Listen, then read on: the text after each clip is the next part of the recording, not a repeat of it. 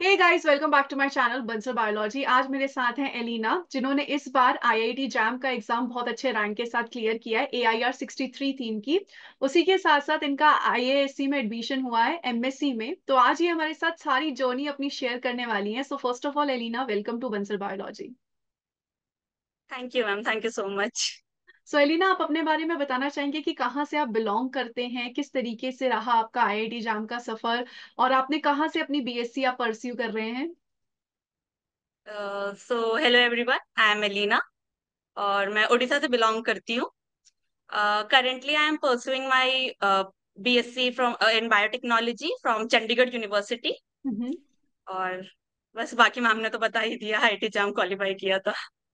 सो Elina, पहली बात मुझे ये बताइए कि आईआईटी जैम के बारे में पता कहाँ से चला, क्योंकि ये बहुत कम स्टूडेंट्स हैं जिन्हें आईआईटी जैम के बारे में पता है। तो आपको कैसे पता चला था इस एग्जाम के बारे में। मैम, तो जब मैं फर्स्ट ईयर में थी अपने कॉलेज के, तो मैं देख रही थी इसके बाद हम कौन कौन से एग्जाम दे सकते हैं आफ्टर बैचलर्स।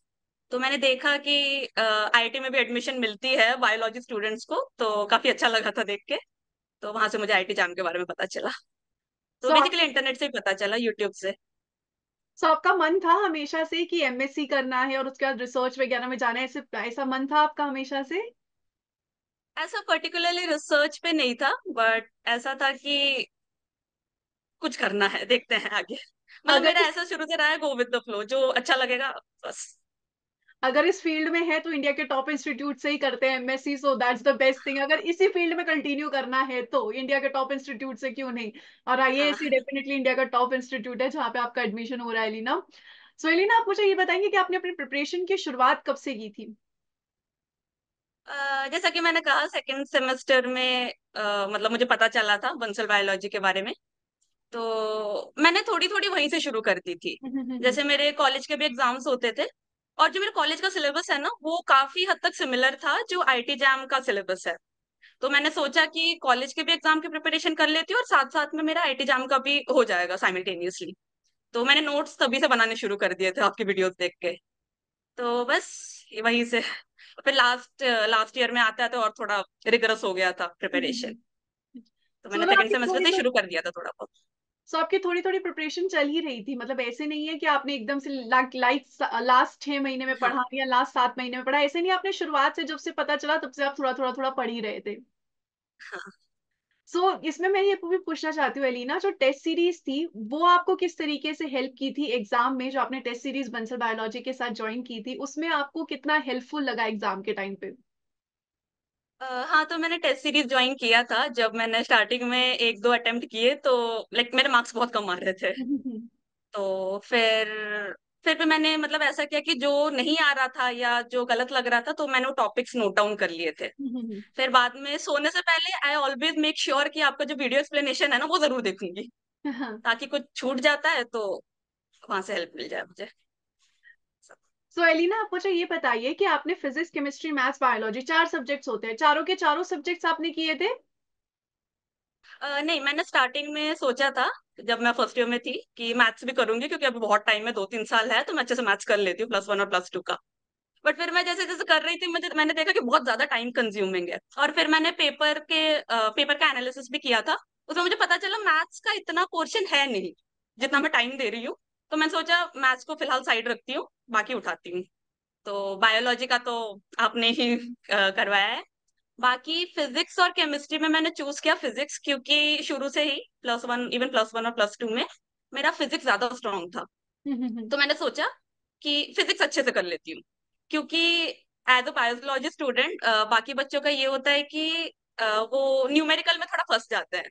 तो अगर मैं अपना न्यूमेरिकल पार्ट स्ट्रांग कर लेती हूँ तो वहां पे थोड़ा बेनिफिट मिलेगा मुझे, तो इसलिए मैंने फिजिक्स नहीं छोड़ा, फिजिक्स पूरा कर लिया था मैंने।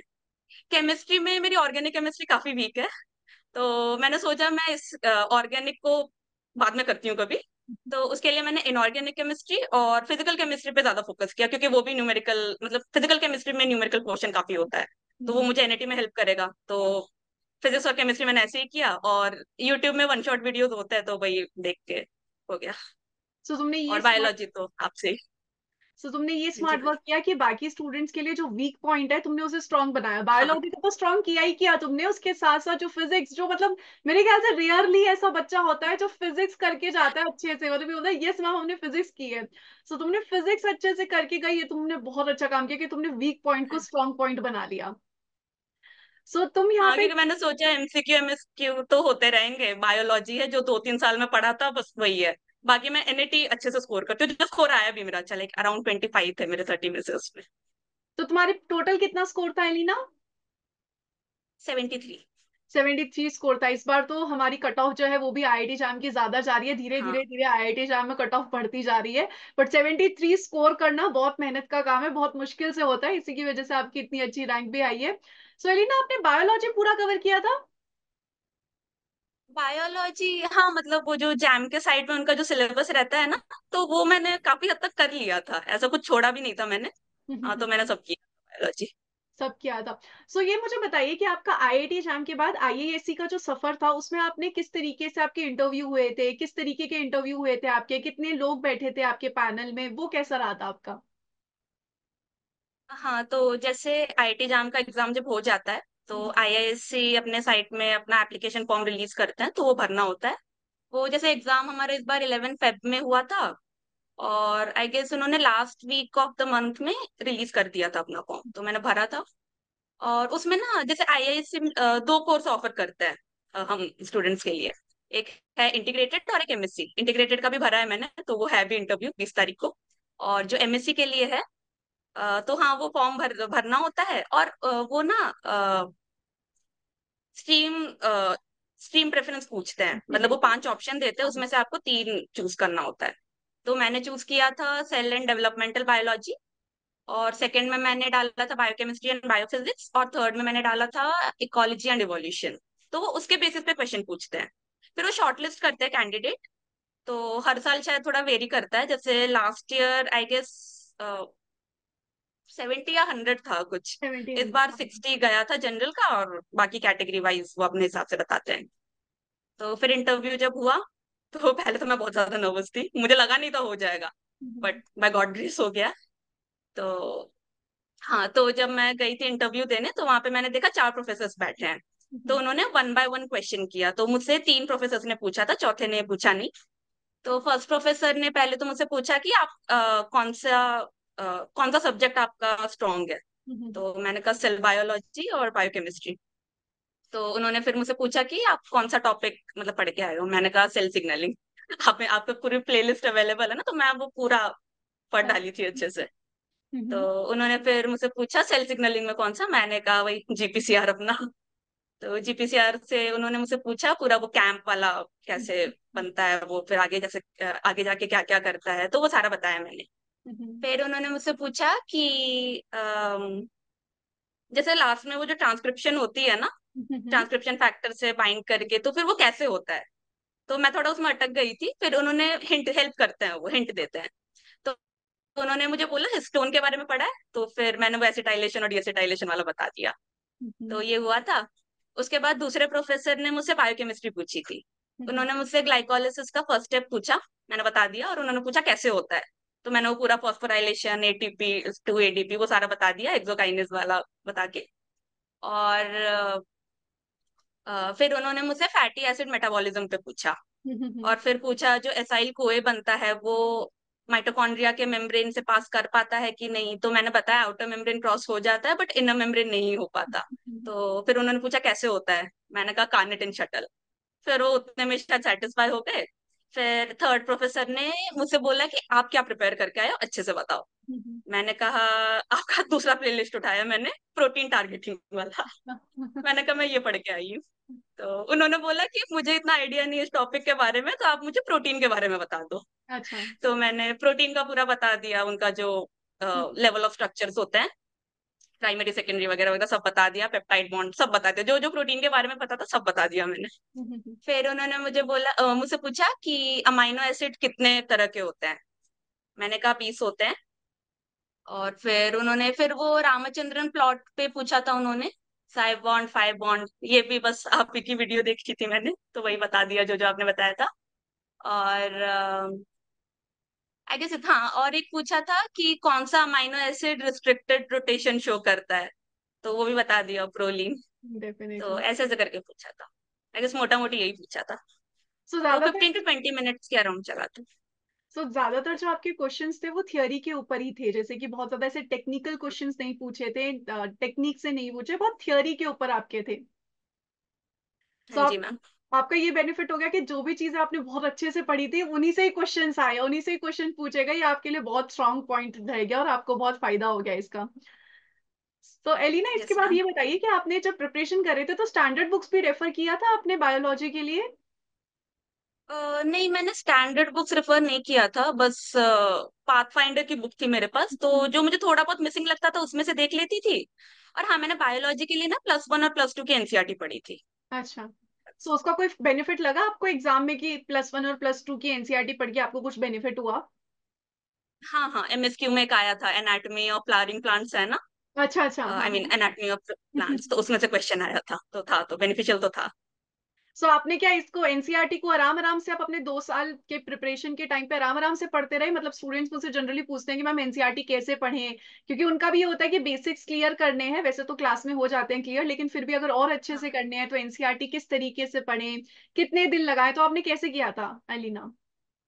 एनसीईआरटी मतलब मैं ना ऐसे एकदम से लेके नहीं बैठी थी, शुरू से ही मैं थोड़ा थोड़ा पढ़ती थी। अच्छा। जैसे जो चैप्टर्स मुझे इजी लगते थे पर्सनली, तो मैं उस पर उतना ध्यान नहीं देती थी। जैसे एनिमल किंगडम हो गया, वो मुझे बहुत अच्छे से याद था, 11 से याद है मुझे वो। तो हम्म। उस पर मैंने इतना ध्यान नहीं दिया था। बाकी मैंने प्रीवियस पेपर जब एनालाइज किए थे, तो मैंने देखा था ह्यूमन फिजियो इन सब से पूछते हैं, तो वो मैंने लास्ट के लिए बचा के रखा था। ये यूनिट है, मैं 2-3 दिन में पूरा कवर कर लेती, तो मैं यूनिट वाइज चलती थी अच्छा। कि इस हफ्ते में ये पूरा करूंगी। ओके। और इसमें आप एलिना ये बता सकते हैं कि आपका जो कॉलेज का सिलेबस था वो भी आपके आईआईटी जैम से कुछ मिलता है क्या? उसने भी कुछ हेल्प किया आपको? हाँ, काफी मिलता है। जैसे कि मैंने बताया, मैं बीएससी बायोटेक्नोलॉजी कर रही हूँ, और आईआईटी जैम भी बायोटेक का ही मतलब एग्जाम है। तो डेफिनेटली। काफी सिमिलर था। काफी तो काफी सिमिलर है फायदा दोनों हुआ का था। सिलेबस। हाँ, मतलब और मेरे पास नोट्स अभी तक पड़े हैं सेकंड थर्ड सेमेस्टर के। अच्छा, तो वो आपने इनडायरेक्टली आपको दोनों जगह ही हेल्प मिल गई, आपके सेमेस्टर में भी हेल्प मिल गई होगी और आपको यहाँ पे आईआईटी जैम में भी हेल्प मिल गई है। Yes ma'am. तो जो आपका इंटरव्यू हुआ था उसमें आपसे फिजिक्स केमिस्ट्री मैथ्स के क्वेश्चंस भी पूछे गए थे एलिना? नहीं, मुझसे नहीं पूछे थे, बस बायोलॉजी के ही पूछे थे। बस बायोलॉजी पूछा था। और जब आप अपनी प्रिपरेशन कर रहे थे तो नोट्स कैसे प्रिपेयर करते थे? आपने नोट्स बनाए, जैसे आपने कहा कि आपके पास नोट्स भी बने बने हुए हैं, तो वो कैसे आप बनाते थे? आपने कॉलेज वाले नोट्स यूज करते थे या जो मेरे लेक्चर्स देखते थे उसको देख के नोट्स बनाते थे? कैसे बनाते थे आप?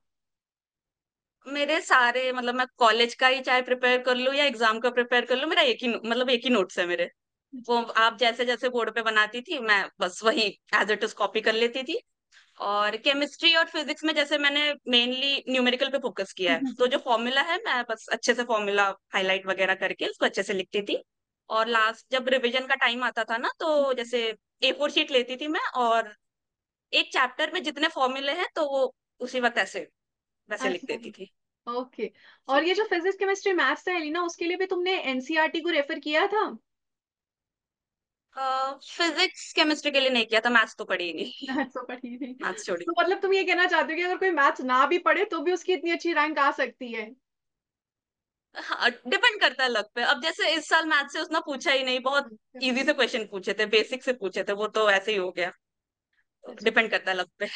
तो हम ये भी कह सकते हैं कि तुम्हारी मैथ्स एटलीस्ट बेसिक तो अच्छे हैं, क्योंकि तुम बेसिक्स भी कर हाँ। पाए। ऐसे हर स्टूडेंट नहीं कर पाएगा कि बेसिक भी पूछे, तो हर स्टूडेंट नहीं कर पाता, क्योंकि किसी किसी का होता है उसने 10th क्लास में ही पढ़ी थी, फिर उसने उस टाइम भी इतने ध्यान से नहीं पढ़ी तो वो नहीं पढ़ पाया, ऐसे हो सकता है।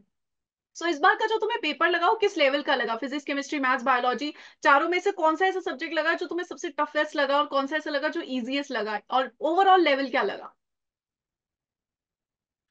सच बताओ तो टफ पूछा जाए तो मैथ्स ही बोलूंगी, क्योंकि उसमें से आई गेस 5 या 6 क्वेश्चंस पूछे थे, मैं बस 2 ही अटेम्प्ट कर पाई थी। अच्छा।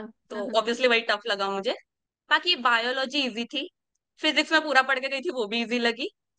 केमिस्ट्री में भी बस एक ही क्वेश्चन में अटकी थी। तो ओवरऑल पेपर का लेवल बहुत ज्यादा इजी था, बहुत क्योंकि ज्यादा। मैंने जैसे मॉक टेस्ट भी दिए थे और पीवाईक्यूज भी सॉल्व करती थी, तो मेरे 40-50 के अराउंड ही बनते थे मार्क्स। ओके। और उस हिसाब से वो होता ही है, हम हमेशा ये क्या बात कहते भी हैं कि जब भी आप कोई मॉक टेस्ट दे रहे हो ना, उससे आपके 10-15 मार्क्स तो आराम से ही ज्यादा बनते हैं, वो तो है। पर आपने हाँ। 40 से जो जंप मारी है 70s में, वो बहुत लंबी जंप है। ऐसी जंप बहुत कम स्टूडेंट्स ही मार पाते हैं। बट मारते हैं, डेफिनेटली मारते हैं, उनमें से एक आप हो एलिना, तो ऐसे स्टूडेंट्स मारते हैं जब। सो एलिना, इसके अलावा आप मुझे बता सकते हैं कि आप यहाँ पर बायोलॉजी, फिजिक्स, केमिस्ट्री, मैथ्स को जब टाइम देते थे, एक साल को लगा लो या एक दिन को लगा लो, तो आप किस तरीके से अपने टाइम को डिवाइड करते थे सेल्फ स्टडी में? मैं ना ऐसे नहीं करती थी कि एक दिन में चारों सब्जेक्ट, तीनों सब्जेक्ट पढ़ना है। हाँ हाँ। मैं मतलब अगर बायोलॉजी लेके बैठी हूँ तो पूरे हफ्ते वही पढ़ूंगी। अच्छा। और बीच बीच में मन करता है तो फिजिक्स का एक चैप्टर कर लेती थी, कभी कभी केमिस्ट्री का एक चैप्टर कर लेती थी, ऐसे। और सबसे बड़ी दिक्कत ये होती है कि आप कॉलेज गोइंग हो, कॉलेज गोइंग के साथ साथ आपने आईआईटी एग्जाम की प्रिपरेशन को कैसे मेंटेन रखा, कैसे आपने कोप अप किया, ये स्टूडेंट्स को बहुत दिक्कत होती है कि मैम हम कॉलेज जाते हैं, थक जाते हैं, इसके बाद आईआईटी एग्जाम की प्रिपरेशन कैसे करें, तो वो आपने कैसे की? तो मैं कॉलेज में भी रेगुलर रही हूँ। तो जैसे अगर बीच में कोई प्रोफेसर अगर नहीं आता क्लास में, तो कोई सब्स्टिट्यूशन में आता, तो मैं उससे बोल के लाइब्रेरी आ जाती थी। अच्छा। तो मैं लाइब्रेरी में ही पढ़ा करती थी। तो स्टार्टिंग में तो मैंने ऐसे ही किया है। इवन लंच ब्रेक में भी थोड़ा बहुत टाइम मिल जाता है तो मैं कभी कभी लाइब्रेरी बैठ के पढ़ने लग जाती थी। फिर जब फाइनल ईयर में जब आईआईटी जैम का टाइम था, तो एक दो हफ्ते पहले से मैंने मतलब प्रोफेसर से बात कर ली थी, तो वो भी बहुत कोऑपरेटिव है, तो उन्होंने मेरी मतलब सुनी भी थी। और वो मुझे अटेंडेंस दे दिया करते थे, तो मैं तो घर पे ही थी। तो लास्ट के 2 हफ्तों में मैंने रूम में ही बैठ के पढ़ाई की सारी। ओके, सो तुमने जो और गैप्स होते थे उसका बहुत फायदा उठाया। जी बोलिए अलीना। हाँ, और जैसे अगर मुझे कोई लेक्चर बोरिंग लगता है क्लास में, तो मैं लास्ट बेंच में बैठ के, जैसे पीवाईक्यू सॉल्व करना है सीवीटी का या गैटवी का कोई भी, तो मैं वो पीछे बैठ के सॉल्व कर लेती, तो उसमें थोड़ा टाइम यूटिलाइज हो जाता था। सो भाई तुमने बड़ी चालाकी से अपना रूटीन बनाए, जो गैप्स है इनको यूज करना बहुत इंपॉर्टेंट होता है, ये जो गैप्स आप यूज कर रहे हो। और इसी में तुमने क्वेश्चन प्रैक्टिस की बात की एलिना, तो मैं क्वेश्चन प्रैक्टिस पूछना चाहती हूँ कि आप क्वेश्चन प्रैक्टिस किस तरीके से करते थे? प्रीवियस ईयर क्वेश्चंस आपने सिर्फ आईआईटी जैम के तो नहीं किए, जैसा अभी आपने कहा, तो किस किस के किए और कैसे क्वेश्चन प्रैक्टिस किया आपने? मैंने आईटी जैम का तो किया ही था, उसके साथ साथ मैंने गैटबी का किया। फिर सीयूटी का किया, तो सारा मतलब हो गया था, ये सारा हो गया था, तो मुझे इसलिए कम लगे, इसलिए फिर मैंने आपका टेस्ट सीरीज ज्वाइन किया कि और अच्छा। क्वेश्चंस मिलेंगे। तो सो एलिना, जो स्टूडेंट्स अभी अपनी प्रिपरेशन की शुरुआत कर रहे हैं उनको आप क्या गाइडेंस देना चाहेंगे? मैं बोलूंगी कि अगर आप प्रिपरेशन, जैसे अगर आप कोई फ्रेशर हैं और आप अभी से प्रिपरेशन शुरू कर दे रहे, तो इट्स वेल एंड गुड। और अगर आप फाइनल ईयर स्टूडेंट भी हैं, तो अभी भी देर नहीं हुई है। कुछ कुछ बच्चे ऐसे भी हैं जो लास्ट के मंथ्स में भी पढ़ के निकाल लेते हैं एग्जाम। तो देर नहीं हुई है, बस दो चीजों की जरूरत है, एक है डेडिकेशन और एक है कंसिस्टेंसी। तो ये होने से फिर हो जाएगा। तो कंसिस्टेंसी पे मैं आपसे एक बात पूछती हूँ कि देखिए आप तो लंबे समय तक तैयारी कर रहे थे, तो कंसिस्टेंसी कैसे मेंटेन की? मतलब स्टूडेंट्स को होता है एक हफ्ते पढ़ लिया, यार अब नहीं पढ़ना, यार बहुत हो गया, मन नहीं कर रहा, सिलेक्शन होगा क्या नहीं होगा, ऐसे ऐसे वाले थॉट्स हर बच्चे के दिमाग में आते हैं कि पता नहीं सिलेक्शन होगा या नहीं होगा, शायद आपको भी आते होंगे, क्योंकि एक दो साल लंबा समय होता है। तो इन सब चीजों में कैसे कोप अप करते थे? अगर एक दिन ब्रेक ले लिया, तो अगले दिन फिर कैसे खुद को मोटिवेट करते थे कि हाँ भाई पढ़ना है? मेरा ऐसा था कि जब मैं चीज पढ़ती हूँ ना, तो अच्छा लगता है, मतलब मजा आता है पढ़ने में। तो मैं और उसको और थोड़ा डेप्थ में भी पढ़ने की कोशिश करती हूँ, तो ऐसा सच मैं कभी बोर नहीं हुई। या तो कभी कभी अगर ऐसे एग्जॉस्ट हो भी जाती हूँ पढ़ाई करने से, या कॉलेज वाले फिर उस वो कसर पूरा कर देते हैं अपना एग्जाम्स रख के, तो उसके लिए पढ़ना ही पड़ता था। तो ऐसे कभी ना ब्रेक भी नहीं आया है, तो मैं रोज एटलीस्ट 1 घंटा तो पढ़ती हूँ, पढ़ती थी जब ये है। अब आईआईएससी में जाके पढ़ोगे वो अलग बात है, अब आईआईएससी में जाके आपको प्रोफेसर्स पढ़ाएंगे, बट ये अच्छी बात है लीना कि देखो कॉलेज और ये मेंटेन इसी तरीके से करते हैं, क्योंकि आप ये देखो कि आपका कहाँ सिलेबस मैच कर रहा है उन टॉपिक्स में, तो एटलीस्ट आप कॉलेज के साथ साथ चलो, तो ये बहुत हेल्प कर जाता है आपको सीएसआर के प्रिपरेशन में, डेफिनेटली। सो एलिना, इसके अलावा आप तीन ऐसे पॉइंट्स बताना चाहेंगे जिन्होंने आपको आईआईटी जैम में क्लियर करने में बहुत ज्यादा हेल्प की, और तीन ऐसे पॉइंट्स जो आपको लगता है कि आप अगर बेटर कर लेते तो शायद और बेटर हो जाता, कि हमेशा ह्यूमन है, हमें लगता है कि और बेटर हो सकता था, तो ऐसे तीन तीन पॉइंट्स बताइए। हाँ, तो जिन चीजों ने मुझे हेल्प करने की कोशिश की है वो है, पहले तो आप, मतलब जैसे ना बायोलॉजी बहुत ज्यादा वास्ट सिलेबस है। अगर मैं खुद से उसको एनालाइज करके पेपर फिर करने लग जाती, तो फिर हो जाता 3 साल ऐसे ही निकल जाते हैं। तो आपके नोट्स पे ट्रस्ट किया था मैंने, आपने जो जो यूट्यूब पे अवेलेबल किया वीडियोस वगैरह, तो उन्होंने बहुत हेल्प की, टाइम बचाया है, क्योंकि आपने फिर, क्योंकि बायोलॉजी का कुछ ऐसे एंड नहीं है। तुम डेफिनेटली। जितना टॉपिक पे घुसते जाओगे वो फिर उतना ही बड़ा होता चला जाएगा। तो बिल्कुल। आपने बताया कि कितना जरूरत है पढ़ना, तो वो सब। और दूसरा, मुझे ना मैथ्स में बहुत इंटरेस्ट था, हम्म। इसीलिए ये भी एक रीजन है कि मैंने एनईटी पे इसलिए फोकस करना चूज किया, क्योंकि अच्छा लगता है मैथ्स के प्रॉब्लम सॉल्व करने में। तो फिजिक्स केमिस्ट्री, तो फिर ये भी हेल्प किया कि मेरा फिजिक्स स्ट्रांग था एज कम्पेयर टू केमिस्ट्री, तो एनईटी में उसी ने हेल्प किया। और थर्ड पॉइंट है कि हाँ, ऑब्वियसली कॉलेज का जो सिलेबस है और आईआईटी जैम का सिलेबस काफी ज्यादा सिमिलर था, तो उससे भी निकल गया। और वीक पॉइंट, हाँ, मैं ये बताना चाहूंगी, जैसे आपने जो मॉक टेस्ट रखा था ना, वो मैंने ऐसे प्रॉपरली बैठ के नहीं दिया था 3 घंटे। मैंने बस अच्छा। जल्दी जल्दी जो जो आता था करके, बस क्योंकि बैठा नहीं जाता मेरे से 3 घंटे इतनी देर तक, सिर्फ एग्जाम देने के लिए या फिर क्वेश्चन सॉल्व करने के लिए। तो इस वजह से ना मैंने जैम में काफी सिली मिस्टेक्स भी की है। ओके। तो अगर मैंने प्रॉपरली बैठ के टेस्ट अटेम्प्ट करती मैं, तो शायद डेफिनेटली। सिली मिस्टेक्स ना करती है वाले। तो और जैसे कि इवन 70s में भी अगर आपके मार्क्स आ रहे हैं तो रैंक में काफी ज्यादा डिफरेंस है। तो अगर बिल्कुल। मैं 1 मार्क भी और बचा लेती तो शायद और बेटर रैंक आती। ये एक ही तुम्हें लग रहा है बस कि तुम्हारे को एक ही है। चलिए, अच्छी बात है कि तुम्हें सिर्फ एक ही पॉइंट लग रहा है और बाकी कोई पॉइंट तुम्हें नेगेटिव में नहीं लग रहे। So Elina, thank you so much for joining with Bansal biology, और बहुत अच्छा लगा आपसे बात करने के लिए। And wish you all thank the you very ma'am. Best for IASC. God bless you. Thank you so much Elina. Thank you so much.